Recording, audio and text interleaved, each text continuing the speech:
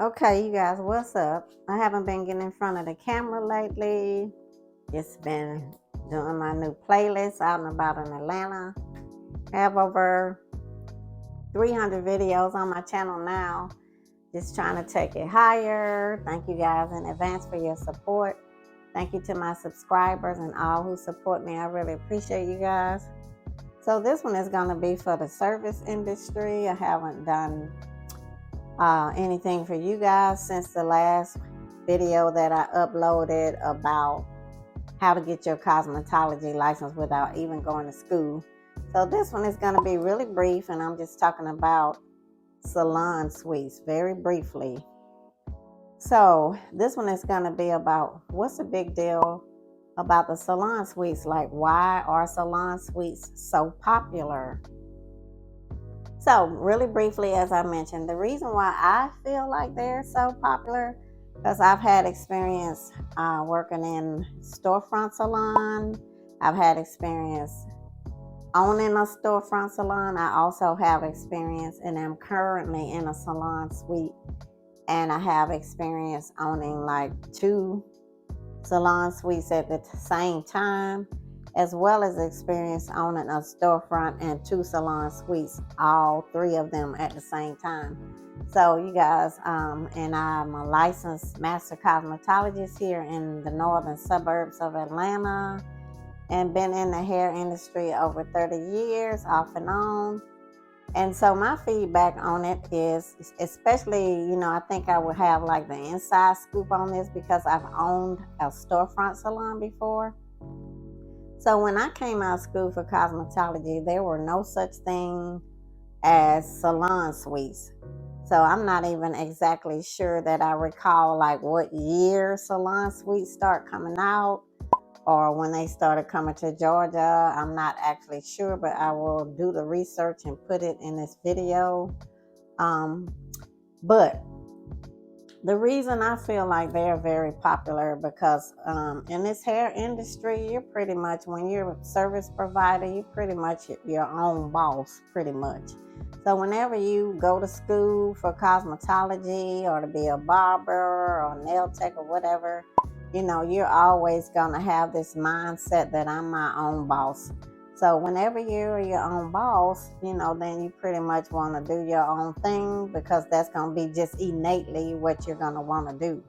You're going to want to do your own thing. So for salon owners who have storefront, brick and mortar salons, and you're inside of a shopping plaza, a strip plaza, and you have a space there, and you have your salon, it's always, in my opinion, going to be pretty much a challenge to get and to maintain hairstylists who have already a solid clientele, because they're going to either be looking to get their own storefront salon or a salon suite.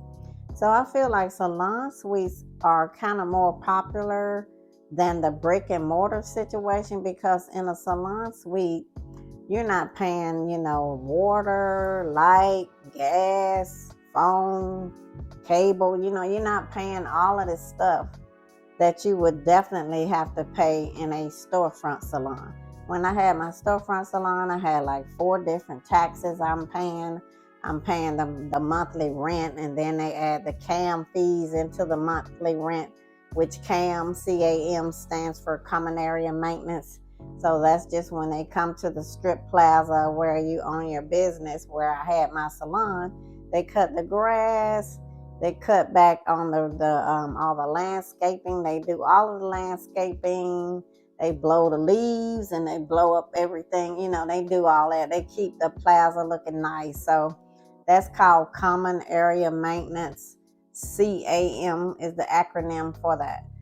So you're paying a whole lot more stuff in a storefront brick and mortar than you have to pay in a salon suite. Most salon suites, you're just paying the weekly rent, and that's all you pay. You don't pay all that other stuff. But you do have to have a business license. You do have to have a cosmetology or barber license. And then in most states, I know in Georgia, they require an occupational tax certificate, which is this, you paying the city that you're in, you're paying occupational taxes. And usually how they determine that based on how much you earn for the year. You have to present what you earn to them for that year, and then depending on what industry you in, you have to pay a percentage of that. So that's basically the most of what all you pay in a salon suite. Of course, you got to buy your own products in a salon suite. It's like you would in a storefront salon. So to be in a salon suite, you're actually paying less. You have less responsibilities. But there are some pros and cons that some people may feel, but I feel like the salon suites are more popular because it's kind of less responsibility. You have your own small space. The spaces are pretty small, but they're not inexpensive. They can be a little bit pricey because really it's kind of like an all-inclusive situation where, as I just mentioned, you don't have to pay for all the utilities and such like. So, for me, I feel like, in my opinion, if you're trying to move into a salon suite, in my opinion, you need to already have an established clientele. Like, I don't recommend anybody who just got their license or just graduated from school to try to go into a salon suite. Now, that's your prerogative if you do or not, of course. But I'm just giving my honest advice on my channel.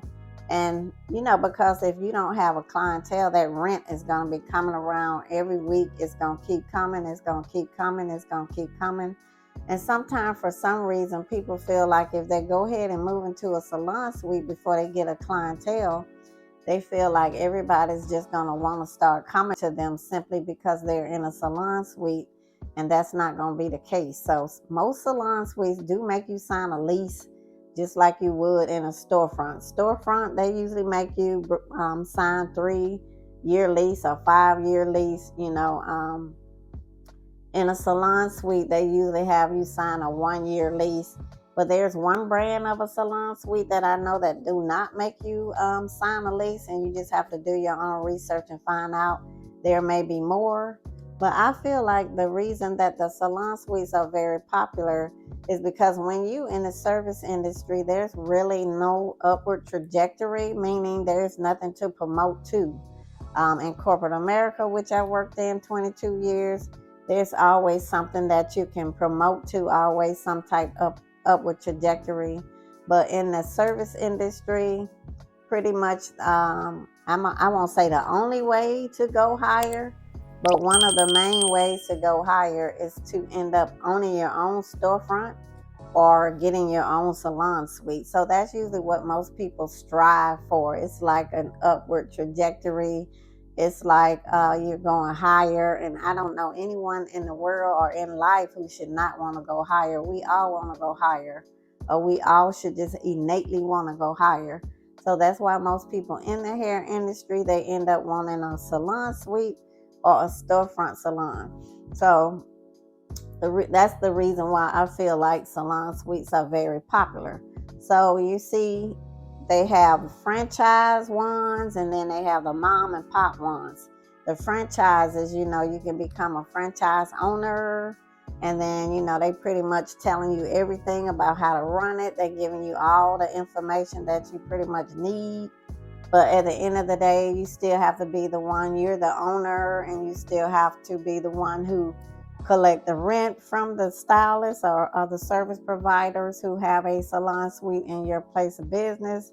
So you're still a business owner. You just have to comply with certain things that's under that umbrella to be a franchise owner. Then there's mom and pop salon suites, meaning that they're not a chain, they're not a franchise. It's just someone like myself may have just decided to open up a storefront and name it the Sugar Salon Sweets or something, the Sugar Salon, whatever I decide or would decide if I wanted to do anything like that. So the mom and pop, where it may be just one location. And so there's a lot of them out here now where it's mom and pop. So everyone, maybe striving to one day own a salon suite, meaning just rent out one of the suites inside of a building that someone else is the owner for the salon suite. So I really feel like they're popular because it's a small space, and I think people feel like it won't be so overwhelming because the space is small. It's secure. Most of them you have 24/7 access. So it's kind of almost like a no-brainer. But again, my only main advice is to make sure that before you move in there, what I recommend is having your own clientele, already having a solid clientele, adding up your money, make sure that you have enough money to pay your weekly rent, your products, your hair products, your shampoos, your all of that, have money for marketing, and renewing your licensing and all that good stuff, and paying for your occupational taxes and your websites and your booking sites and whatever else you may have. You have to make sure that you have the money. So during the slow periods, which there's all in any industry, there are always going to be slow periods. So you have to make sure that during the slow season that you're still able to pay your rent, because your rent is still going to be due whether you servicing 30 clients a week or 0 clients a week. You still have to pay the rent. Even during COVID, when we here in Georgia who were hairstylists and in the service industry, we were called non-essential. We could not even work for 30 days, but guess what? We still had to pay the rent.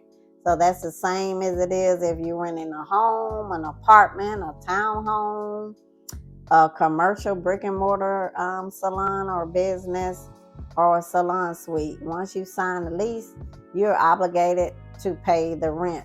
Once you're in a suite, you're obligated to pay the rent.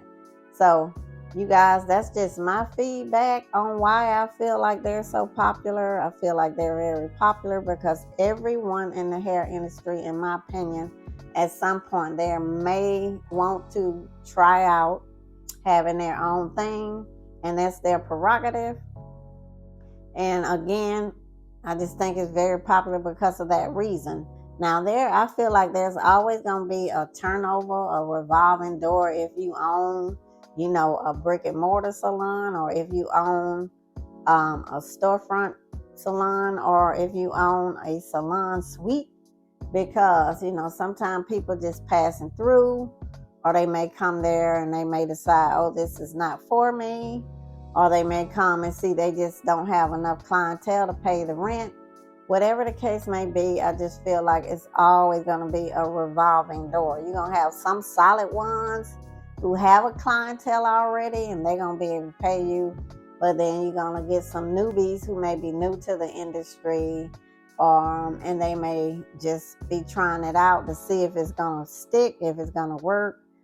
And like I said, I recommend that if you're starting out, if you just got licensed or you're new to the industry, just try to see, can you share a room, a salon suite with someone, or try to go into a storefront salon, because a storefront salon owner, they're going to be willing to help you more, and they're going to be willing to kind of mentor or nurture you a little bit more. Once you get in a salon suite, you're totally on your own. So you guys, that's a brief little thing that I'm giving you today.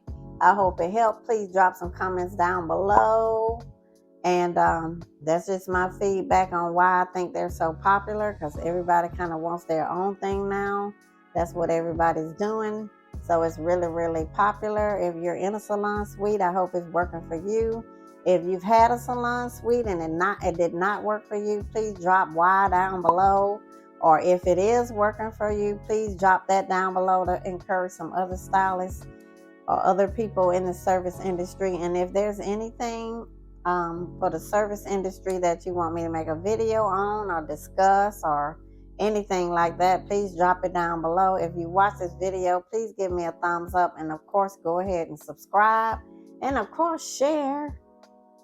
So you guys, that's all I have for today. I hope you enjoyed it. Thanks so much for watching my video, and I'm going to see you on the next video. See you soon. Peace and blessings.